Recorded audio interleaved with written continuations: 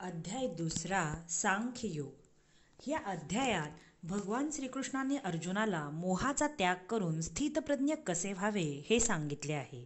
संजय धृतराष्ट्राला सांगतो की पाण्यामध्ये मीठ जसे विरघळते आणि वाऱ्यामुळे ढग जसे विरतात तसे आप्तांच्या प्रेमामुळे अर्जुनाचे हृदय पाझरले आहे. अशा गलितगात्र झालेल्या अर्जुनाला श्रीकृष्ण समजावून सांगत आहेत की मोह टाकून तू शहाणा हो आणि जातिवंत क्षत्रियाप्रमाणे युद्धासाठी सज्ज हो. तुझ्या चित्तातील ही दुर्बलता ह्या प्रसंगी तुझे अकल्याण करणारी आहे. भगवान श्रीकृष्णांचे हे बोल ऐकून अर्जुन आपल्या मनातील विचार श्रीकृष्णाला समजावून सांगत आहे. तो म्हणतो की हे युद्ध म्हणजे संग्राम नसून माझ्या हातून होणारी घोडचूक आहे असं मला वाटतं. धर्माचरणाचे नियम सांगतात की कुलगुरू आणि मातापिता यांना संतुष्ट ठेवावं. माझे गुरु द्रोणाचार्य आणि प्रपितामह भीष्म आम्हा सर्वांनाच नित्यवंदनीय आहेत. त्यांच्याबद्दल मनात शत्रुभाव आणणं हे सुद्धा पापच नाही का? ज्या द्रोणाचार्यांनी ह्या अर्जुनाची धनुर्धारी म्हणून जडणघडण केली त्या द्रोणाचार्यांचा घात करणं म्हणजे भस्मासुरासारखंच वागणं नाही का?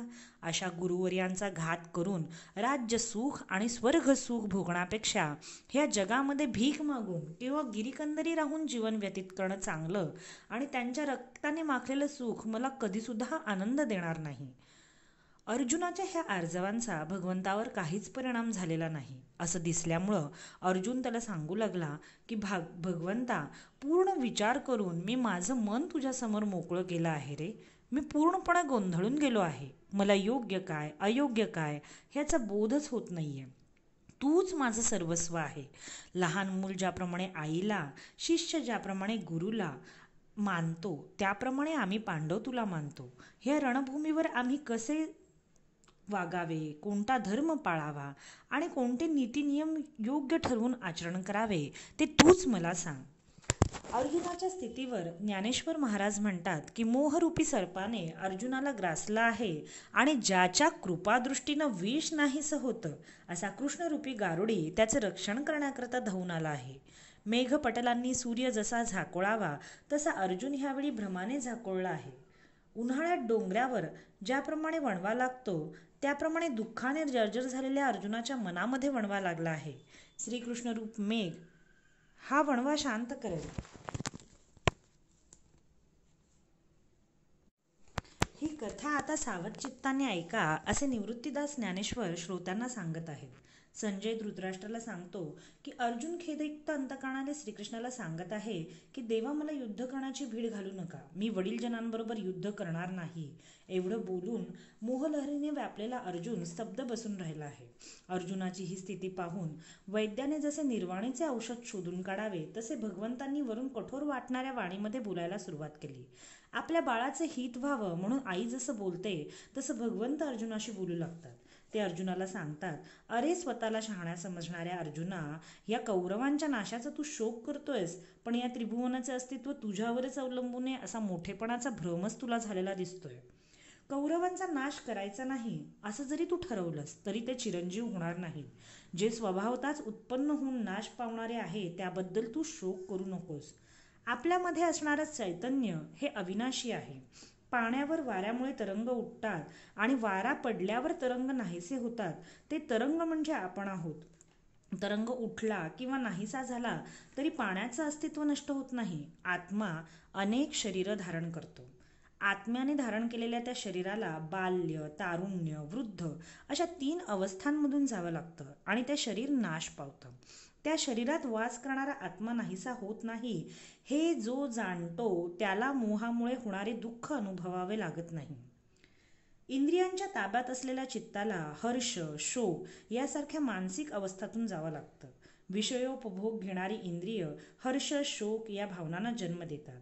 निंदा, द्वेष, मऊपणा, कठीणपणा, स्तुती, निंदा, भेसूर, सुरेख, सुगंध, दुर्गंध या साऱ्या भावनांचा जन्म केवळ इंद्रिय विषयोन्मुख झाल्यामुळेच होतात आणि त्यातूनच सुख आणि दुःख निर्माण होतं. हे सारे विषय म्हणजे मृगजळाप्रमाणे किंवा स्वप्नातील ऐश्वर्याप्रमाणे आहेत. त्यामुळे हे पार्था, ह्या अनित्य विषयांची संगती तू धरू नकोस. तू त्यांचा त्याग कर. अर्जुना, ह्या भासमान जगामध्ये अप्रकटपणे अविनाशी असे चैतन्य तत्व आहे ज्ञानी मनुष्य हे अविनाशी तत्व ओळखतात आणि नाशवंत गोष्टींना त्याज्य समजतात. पार्था, आपतावरील प्रेमामुळे तुला नित्य आणि अनित्य ह्यातील फरक लक्षात येत नाही. सारासार विचार करून तू त्यातील असारता हा भ्रम आहे आणि सार हे स्वभावता नित्य आहे हे लक्षात घे.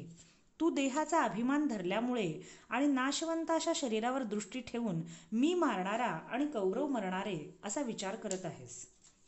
ज्याप्रमाणे पाण्याने भरलेले भांडे उपडे केल्यावर त्यात दिसणारे सूर्यबिंब नाहीसे होते, पण प्रत्यक्षात सूर्य नष्ट होत नाही, त्याप्रमाणे शरीर नाश पावले तरी आत्म्याचा नाश कधीही होत नाही. मनुष्य ज्याप्रमाणे जुने वस्त्र टाकून नवे वस्त्र धारण करतो, त्याप्रमाणे हा आत्मा जुने शरीर टाकून दुसऱ्या नव्या शरीराचा स्वीकार करतो. आत्म्याला जन्मही नाही आणि मृत्यूही नाही. त्याला शस्त्राने मारता येत नाही किंवा अग्नीनं जाळता येत नाही. वारा त्याला वाळवू शकत नाही.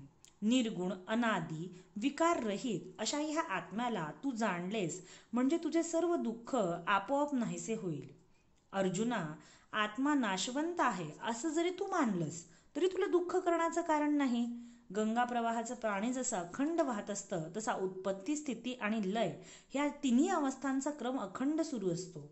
हा क्रम अनादी आहे. मग ह्यात शोक करण्यासारखं काय आहे? प्राणी हा जन्म मरणाच्या अधीन आहे, त्यामुळे जन्माला येणाऱ्या प्रत्येकाचा मृत्यू होणं हे अटळ आहे. अनेक प्रकारे जरी विचार केला तरी तुझे दुःख, तुझा शोक आणि तुझी भीती ही अनाठायी आहे हे तू लक्षात घे. प्राणी जन्माला येतो तो निराकार अवस्थेतून आणि मृत्यूनंतरही तो निराकार होतो. प्राण्याचे आधारतत्व जे चैतन्य ते अमीट म्हणजे नाश न पावणारे आहे. या चैतन्याची ओढ लागल्यामुळेच संत विरक्त होतात. ज्याप्रमाणे निरनिराळ्या नद्या समुद्राला येऊन मिळतात, समुद्रात जागा नाही म्हणून त्या मागे परतत नाहीत, त्याप्रमाणे थोर पुरुषांच्या बुद्धी ब्रह्मसाक्षात्काराबरोबर तद्रूप होऊन जातात आणि असे पुरुष पुन्हा संसारात येत नाहीत. हे सगळे तुझ्या ग्रहणशक्तीच्या पलीकडचे आहे असे तुला वाटत असेल तर तू स्वधर्माचा त्याग करू नकोस, कारण स्वधर्मच माणसाला संसार सागरातून तारून नेतो.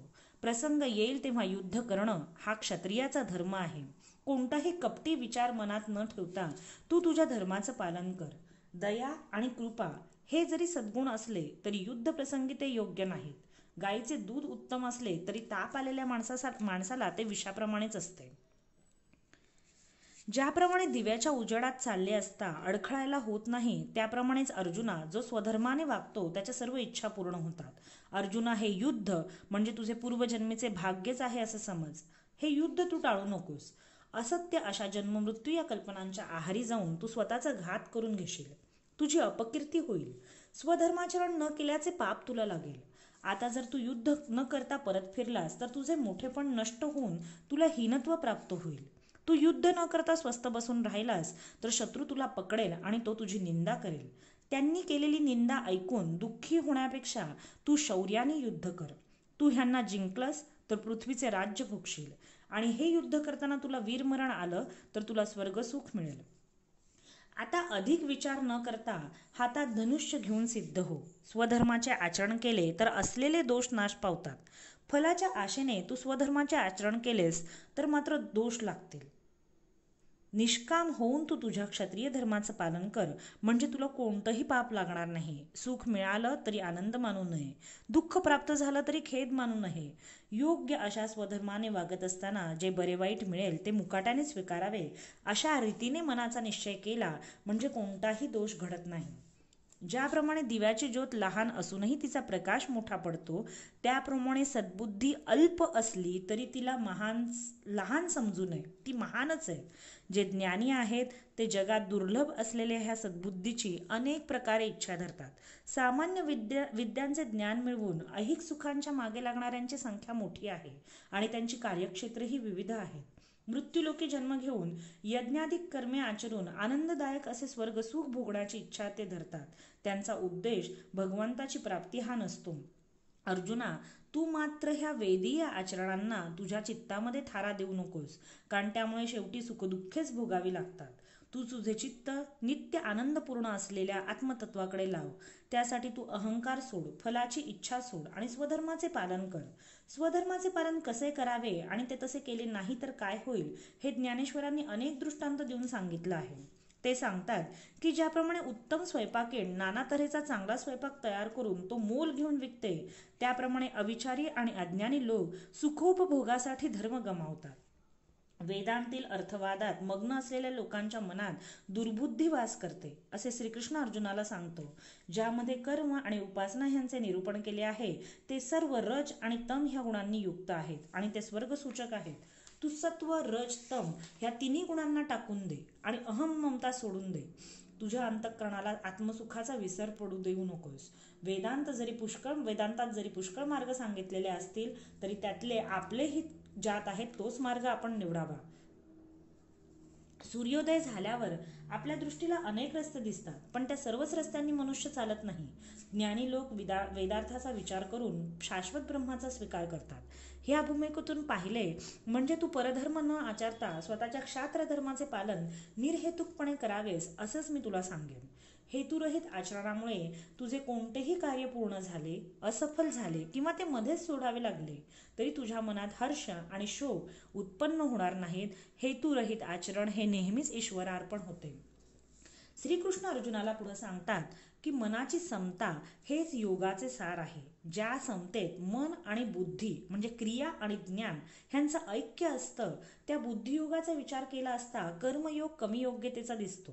पण कर्माचे आचरण केले तरच बुद्धियोग साध्य होतो, कारण कर्माची उत्तरावस्था ही स्वाभाविकच योगस्थिती असते. मोहाचा त्याग करून जेव्हा तुझ्या मनात वैराग्य उत्पन्न होईल तेव्हा निर्दोष आणि गहन असे आत्मज्ञान प्राप्त होऊन तू बुद्धियोगी होशील आणि तुझे अंतःकरण इच्छारहित होईल.